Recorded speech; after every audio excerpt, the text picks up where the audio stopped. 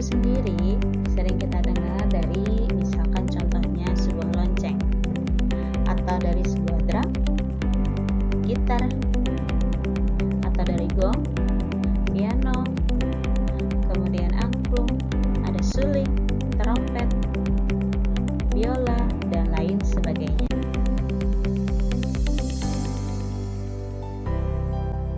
Pengertian bunyi itu sendiri, bunyi itu adalah suatu getaran yang merambat melalui medium. Apa ya medium? Medium itu adalah suatu zat perantara. Salah satu contohnya adalah dapat berupa benda cair, benda padat, atau benda gas. Jadi, gelombang bunyi itu dapat merambat misalnya nih di dalam air sebagai benda cair, melalui batu sebagai benda padat, ataupun melalui gas. Contohnya udara.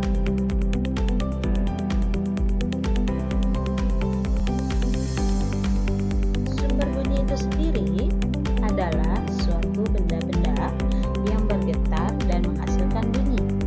Misalkan suara kita, suara kita sebagai sumber bunyi, atau sebuah speaker, ataupun adalah sebuah lonceng sebagai sumber bunyi.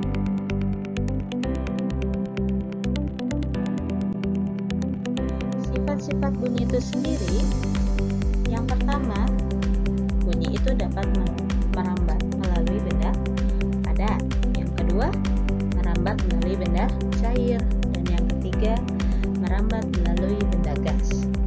Dan yang keempat, sifatnya bunyi itu dapat memantul. Dan yang kelima, bunyi dapat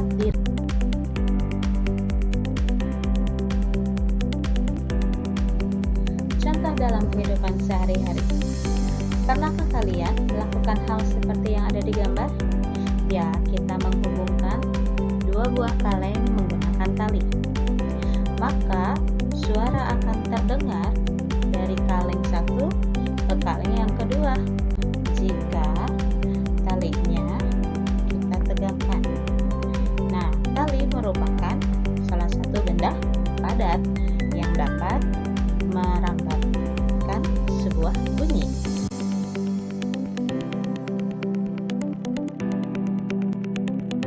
Ya, contoh dalam kehidupan sehari-hari yang lainnya, misalkan bunyi ember yang kita tepuk-tepuk dengan medium air.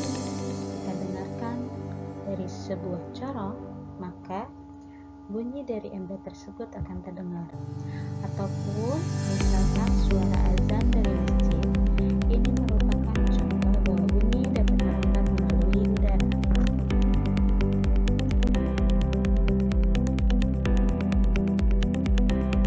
Yang lainnya dalam kehidupan sehari-hari, ketika kita melakukan pemantulan bunyi, contohnya adalah ketika kita berada di lereng gunung, maka ketika kita berteriak, suaranya akan terdengar berulang-ulang kali.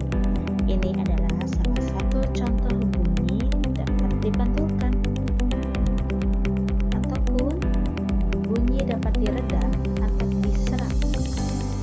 Misalkan pada sebuah dinding yang telah dilapisi sebuah busa, contohnya pada sebuah studio musik ataupun di bioskop, maka suara dalam satu ruangan itu tidak akan terdengar di ruangan yang lainnya.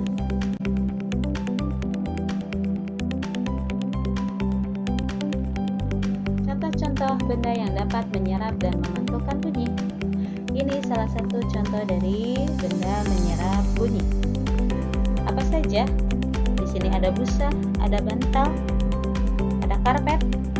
Nah, jadi benda-benda yang sifatnya lunak, berpori, dan memiliki tingkat kepadatan yang rendah, itu sifatnya dapat menyerap bunyi. Sedangkan benda-benda yang dapat memantulkan bunyi, itu sifatnya permukaannya keras, tidak berongga, dan memiliki tingkat kepadatan yang tinggi. Contoh, misalkan ada kaca, ada piring, dan benda padat yang sifatnya keras lain.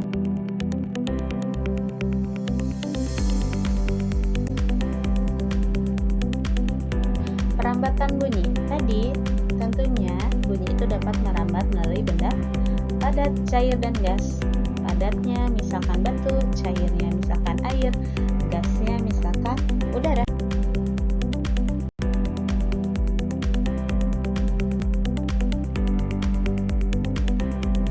Perambatan bunyi juga tidak dapat merambat melalui ruang hampa. Apa itu ruang hampa? Ruang hampa itu tidak ada udaranya, contohnya luar angkasa.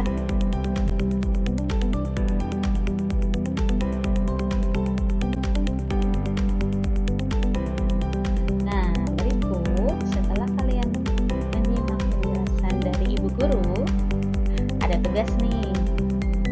Apa ya tugasnya?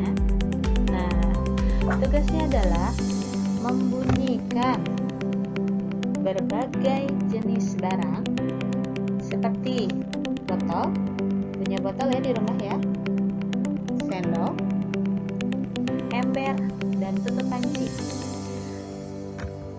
Usahakan agar barang-barang tersebut kalian bunyikan dan dapat enak didengar.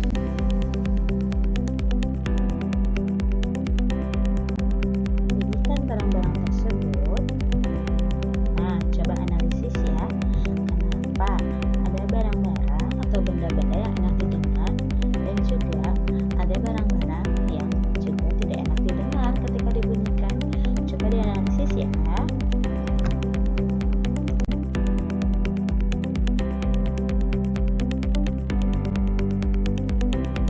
Sekian penjelasan dari Ibu. Terima kasih. Semoga kalian dapat menyimak dengan jelas ya penjelasan Ibu tadi. Jika ada yang mau ditanyakan, boleh langsung ditanyakan kepada Bu Guru Yuni, Bu Guru Erni, dan juga Bu Guru Suci. Terima kasih.